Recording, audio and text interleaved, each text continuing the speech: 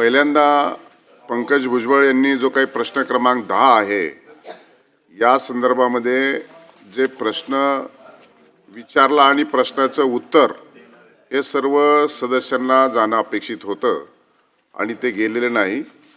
आणि जरी विभागाने प्रश्नाचं उत्तर 11:15 वाजता जरी दिलं असेल तरी ते सर्व सन्माननीय सदस्यापर्यंत पोहोचलं नाही, ही गंभीर बाब आहे। त्यामुळं मी याची सखोल चौकशी करून त्या संदर्भामध्ये काय कारवाई केली हे सभागृहाला अवगत करतो। प्रश्न चर्चेला आलाच नाहीये तो, आणि त्याची जो प्रश्न आहे आणि त्याचं उत्तर येणं आहे ते आपल्याला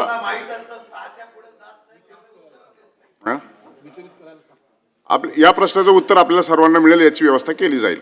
आणि दुसरा प्रश्न की अनिल परब साहेब यांनी जो काही आज जो प्रकार झाला विधिमंडळाच्या संदर्भामध्ये, जी काही थ्रेट आला आणि मेल आला, त्यामुळं जी संपूर्ण विधिमंडळाची सखोल तपासणी आणि चौकशी बॉम्ब डिटेक्टिव्ह डिस्बर्स स्क्वॉडच्या माध्यमातून, डॉग स्क्वॉडच्या माध्यमातून आणि सगळ्याच कर्मचारी असतील, अधिकारी असतील, सन्माननीय सदस्य स्पेशल सिटिंगमध्ये येणार असतील यांना प्रवेशद्वारावरतीच रोखलं आणि त्याची सखोल चौकशी करण्यात आली। त्या संदर्भात मुंबईतील इतर महत्त्वाच्या भागात देखील अशा प्रकारची चौकशी करण्यात आलेली आहे। त्या संदर्भामध्ये मी देखील पोडियमवर जाऊन मीडियाला बोललो आहे आणि माननीय मुख्यमंत्री महोदय देखील याच्यावरती बारीक लक्ष ठेवून आहेत।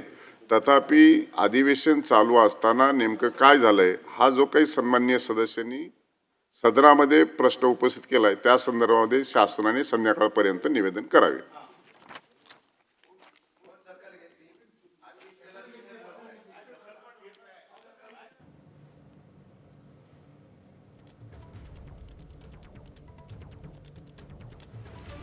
तर विधिमंडळाला आज जो धमकीचा ईमेल आलेला होता त्या संदर्भात विधान परिषदेमध्ये सध्या चर्चा सुरू आहे।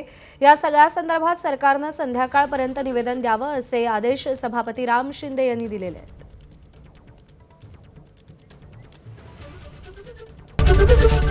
एबीपी माझा, उघडा डोळे बघा नीट।